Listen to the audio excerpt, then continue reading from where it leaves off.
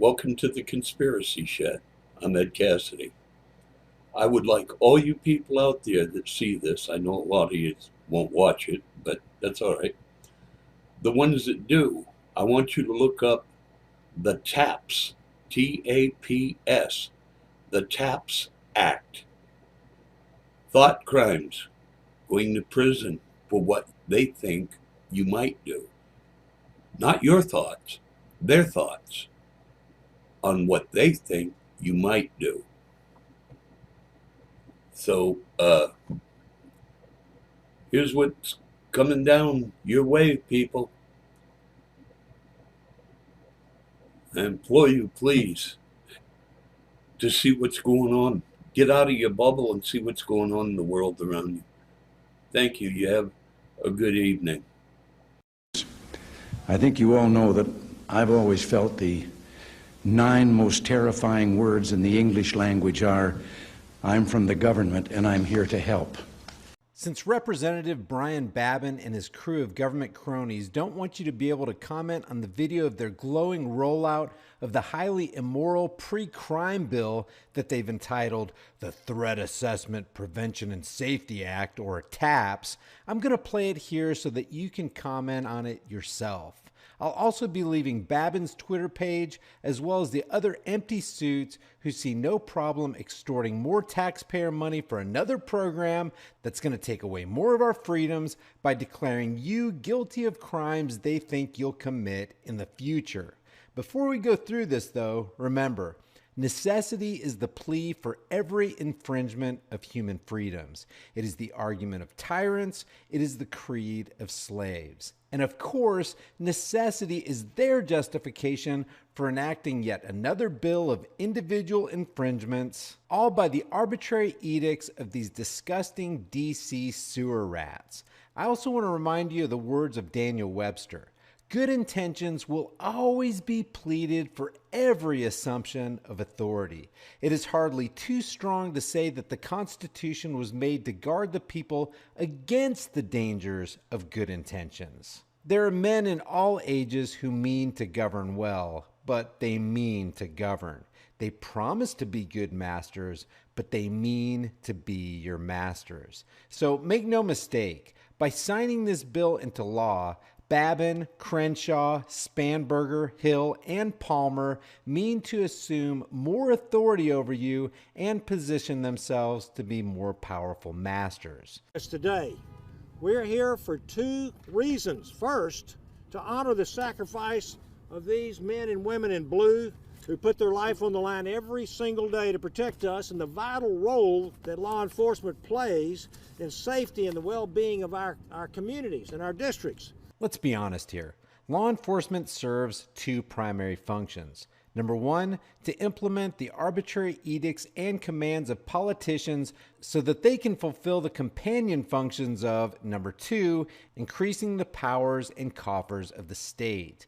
All state employees work together against the people, with the net result being a loss of individual rights and a transfer of power and wealth.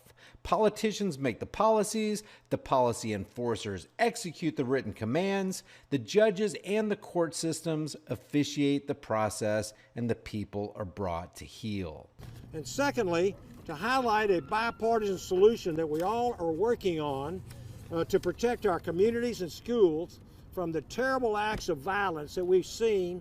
Bipartisan solution. Bipartisan is a word we should all hate.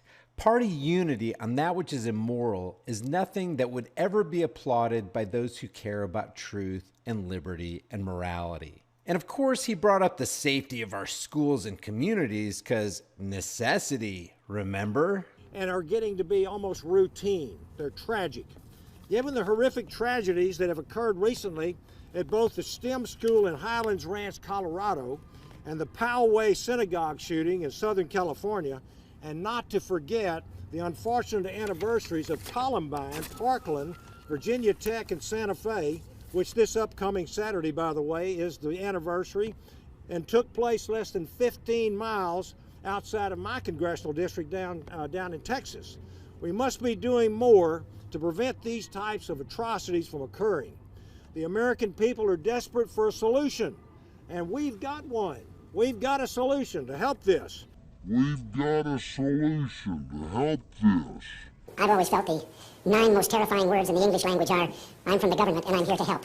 We've got a solution to help this. Think Hegelian dialectic. Problem, reaction, solution. Looking to government for solutions makes about as much sense as looking for a clean needle in a subway station trash can in D.C. The Bipartisan Threat Assessment Prevention and Safety Act, better known as the TAPS Act. That just sounds bad. Bipartisan Threat Assessment Act. The Bipartisan Threat Assessment Prevention and Safety Act. That just means that they're all united as they gang up on you. That's been co-sponsored by almost 80 members of Congress, perfectly divided between Republicans and Democrats. Well, hot dog, Skippy. Republicans and Democrats love this bill. It must be good for us. And the bill has been endorsed by nearly 50 organizations and associations. 50 organizations and associations. Imagine that. It's got to be good for us. Including the Fraternal Order of Police, the National Sheriff's Association, and the International Association of Chiefs of Police. Listen here, if the police are for it, ain't no way it could be bad. Ain't no way it could be bad. We know how much the police love us. Legalize freedom. What? Legalize freedom? I hope no cop saw that. And why do you think cops endorse this? Because they get more grant money from the government and they get more power to arbitrarily declare someone mentally unfit. It all plays into their hands. When, in reality, the ones really suffering from power-tripping psychopathy are the empty suits in Congress and the uniform-wearing order followers. So, of course, cops are going to endorse this. There are huge incentives for them to increase revenues and power over the people. Well, son, you see, we've just conducted a threat assessment on you, and we've determined that you're going to commit a crime in the future. So we need to lock you up for your safety and the safety of others. Also endorsing this bill are many mental health associations. Is this guy stupid? Why wouldn't mental health associations be on board with this? You know how much government money they stand to make if this law is passed? There are so many sharks circling the boat on this, it's not even funny. They can smell the money that's about to be thrown out into the water. How about these 2 simple words? Qui bono, who benefits? All you got to do is open your eyes and see. And victim survivor advocacy groups like Sandy Hook Promise and many others. Our goal is to take a scientifically validated process. And there's your appeal to the authority of science. See, this is scientifically validated. Who wouldn't be for this? It'll keep us safe, and the scientists assure us that this is the right thing to do. And if you're against us, then you rage against science and the scientists. And you're a bad person. That has been in place literally for decades now. And it's even used by the Capitol Hill police, right where we're standing, to protect us members of Congress and to make it readily available on the state and the local levels. Well, there you go. If Washington's police cartel uses it to protect criminal politicians, it must be good for us, right? So let's continue to work together, and as the group of us here today currently are, to stop these tragedies before they can occur, because the truth is there's no reactive method that is fast enough to stop it before the first shot is fired. And we know that once the first shot is fired, it's too late. We've failed. So in order to keep us from failing, we need to grant unbridled power to the most troubled minds on the planet, law enforcers and politicians. Law enforcers who already think they have more rights than everybody else, and politicians who work night and day to strip you of your freedoms for their banking masters. So thank you all again for being here, and I will be happy to take any questions at the end of the conference. But let me introduce to you, we have several Congress members here, and I'm very proud that they're all here, but I'm going to introduce to you Representative Katie Hill from California, who has been a tremendous supporter of this effort and a pleasure to work across the aisle with. Thank you. And Katie, I had the pleasure of meeting your father as well. Yep. Thank you. Thank you so much. Well, thank you all so much for being here, and I'm so proud to join you this afternoon, Representative Babin and all of you here. I want to thank you for your work on this critical issue, as well as Val Demings, who, although she wasn't able to join us today, she's been a leader on this as well. My name is Katie Hill, and I'm the Congresswoman from California's 25th Congressional District. Representative from California pretty much says it all. My hometown is home to many of the police officers, firefighters, and nurses who serve all of Los Angeles County. My community is rooted in that service, and it's the value that I grew up with, and one of the reasons I chose to serve my community by running for office. My dad here is an Air Force veteran and currently works as a police officer. In fact, he's here with us as part of a large group from our district who flew out for Police Week. It'd be difficult to get more entrenched in the cult of authoritarianism than that. As a little girl, I remember what it was like to wonder if my dad would make it home at night. I remembered being so scared for his life because he was on the front lines protecting mine and all of the other members of my community. No, actually what makes the bulk of their job dangerous is that they drive around day and night acting like thugs. Instead of serving and protecting, they're out there harassing and collecting. A privatized competing security presence would be much more efficient and care way more about the quality of service as opposed to a monopolized police force. And that's what these guys operate under, force. You're forced to comply with their commands or you'll be fined some more, your property will be impounded, and you'll be thrown into a cage. And there's nothing you can do about it. Why? Because it's a monopoly on force. If there was a privatized security firm in your town, they'd care about losing your business in a free market. Other security firms who are also competing for your business would strive to provide better service and security. So they'd be very careful how they treated their customers, and you would be their customer. I was proud of him then, and I'm proud of him now. But unlike then, I now have the opportunity to fight for him and the men and women serving just like him. Protecting and supporting our law enforcement should not be a partisan issue. And the group here with you today demonstrates that we can have meaningful legislative reform that works across the aisle. Who cares about working across the aisle? That never works out for the individual. For too long, we've seen the lives of our law enforcement threatened by guns that have no business being on our streets. Says who, you political hack? Guys, these people should infuriate you. It's not that this woman doesn't want certain guns off the streets, she just wants them in the hands of the road pirates with badges. By violence that could have been prevented, and by mass casualties that we should have seen coming. The greatest country in the world should have the greatest security procedures in place, and that's why I'm so proud to support the Threat Assessment and Protection and Safety Act. Screw that. You want maximum protection? I got 4 words for you. Shall not be infringed. We'll call it TAPS from now on, with Representative Babin. TAPS institutes a process that will identify, investigate, assess, and mitigate threats before they happen. Did you notice how she anthropomorphized the term threats? It's just like they do with that term war on drugs. It's not a war on drugs. It's a war on people, or war on terror. That's a war on the American people when they trampled our Fourth Amendment rights and used the so-called war on terror as the justification. Listen to her words again. TAPS institutes a process that will identify, investigate, assess, and mitigate threats before they happen. What's actually being identified, investigated, and mitigated are people, not threats, people. With this TAPS Act, people will have their freedoms removed, and they'll be removed by the political and policy enforcement class. This is BS. That means safer schools, safer police officers, and safer communities. That means safer schools, safer police officers, and safer communities. Safer, safer, safer. The government is here to make you safe. Cops are here to make you safe. Trust us. We're from the government, and we're here to help. To stop tragedies before they occur. To stop tragedies before they occur. No one, especially government, has the ability to stop tragedies before they occur. The only people who could possibly believe this are little kids being read a bedtime story from a fantasy book, or the truly delusional adults who still believe in fairy tales. What's happening here, guys, is mind control. They're trying to get you to believe something that isn't true. Just believe our every word as we strip you of your freedoms and extort you just a little bit more to fund yet another government program. Our states and communities need training, resources, and support, and that's where this bill comes in.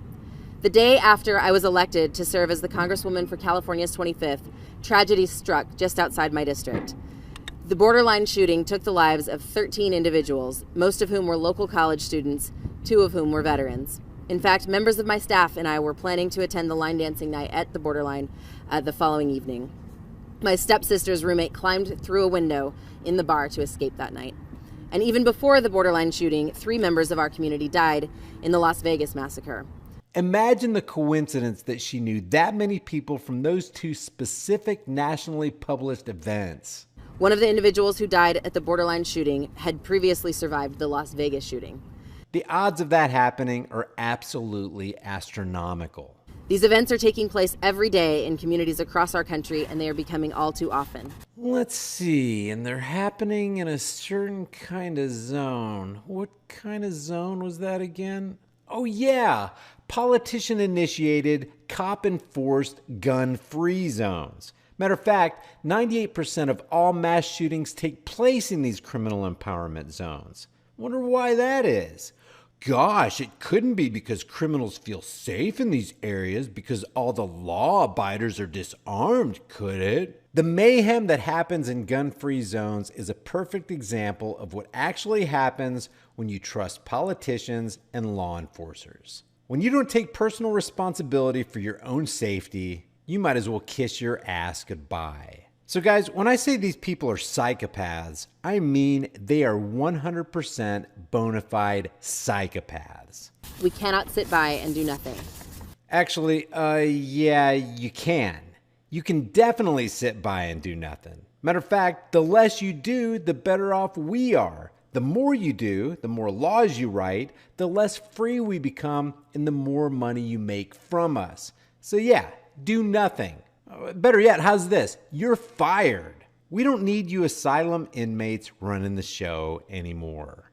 Today, in honor of Police Week and in honor of all the senseless acts of violence that have taken too many members of our communities, and in dishonor of American freedom, don't forget, I'm proud to support the TAPS Act. It means so much to me to be able to share this with our law enforcement and with my dad.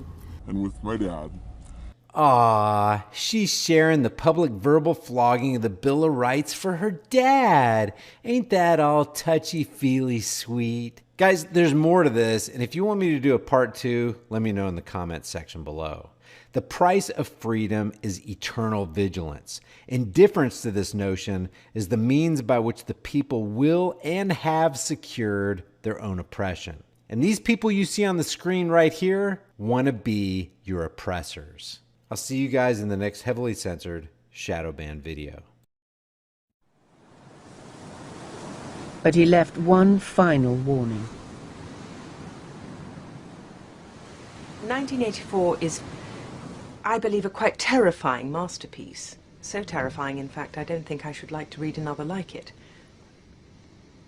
I'm not absolutely dissatisfied with it. I think it is a good idea, but the execution would have been better if I had not been under the influence of TB when I wrote it. You once claimed that you have an ability to face unpleasant facts. Is that what you've demonstrated in 1984 by drawing an accurate portrait of the future? I think that allowing for the book being, after all, a parody, something like 1984 could actually happen. This is the direction the world is going in at the present time. In our world, there will be no emotions except fear, rage, triumph, and self-abasement. The sex instinct will be eradicated. We shall abolish the orgasm. There will be no loyalty except loyalty to the party. But always there will be the intoxication of power. Always, at every moment, there will be the thrill of victory, the sensation of trampling on an enemy who is helpless. If you want a picture of the future, imagine a boot stamping on a human face forever. The moral to be drawn from this dangerous nightmare situation is a simple one. Don't let it happen. It depends on you.